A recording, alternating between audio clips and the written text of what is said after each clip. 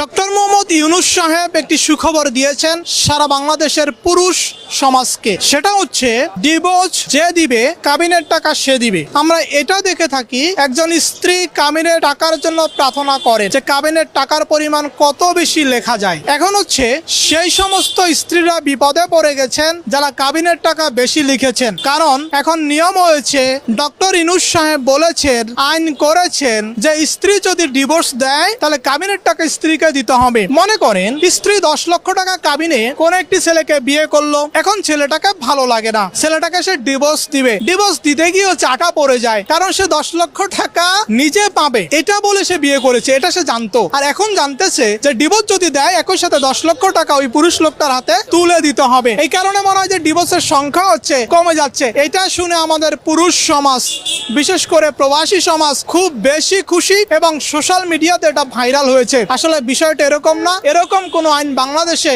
এখন পর্যন্ত হয় নাই। ডক্টর মোহাম্মদ ইউনূস সাহেব এরকম কোন আইন বাংলাদেশে এখন পর্যন্ত করেন নাই। আগের নিয়মই রয়েছে। আগের নিয়মটা হলো, আপনি একজন স্বামী, আপনি যদি আপনার স্ত্রীকে ডিভোর্স দেন কাবিনের টাকা স্ত্রী পাবে। আবার আপনি একজন স্ত্রী, আপনি যদি আপনার স্বামীকে ডিভোর্স দেন কাবিনের টাকা আপনি স্ত্রী পাবেন। মানে কাবিনের টাকা হচ্ছে শরীয়ত মোতাবেক হচ্ছে স্ত্রীর হক, স্ত্রীর পাওনা, স্ত্রী এটা সব সময় পাবে।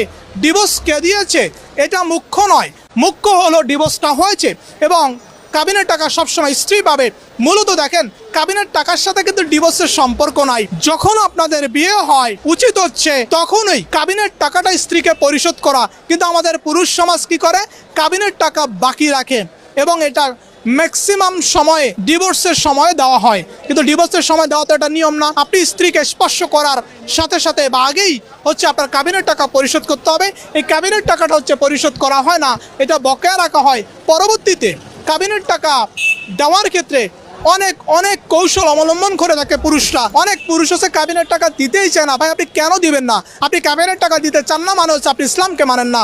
কারণ হচ্ছে কাবিনের টাকা তো এটা শরীয়ত মোতাবেক হচ্ছে, শরীয়ত মোতাবেক বিয়ে হয়েছে, আপনি কেন কাবিনের টাকা দিবেন না? এটা হচ্ছে তার হক। ডিভোর্স কে দিয়েছে এটা মুখ্য নয়।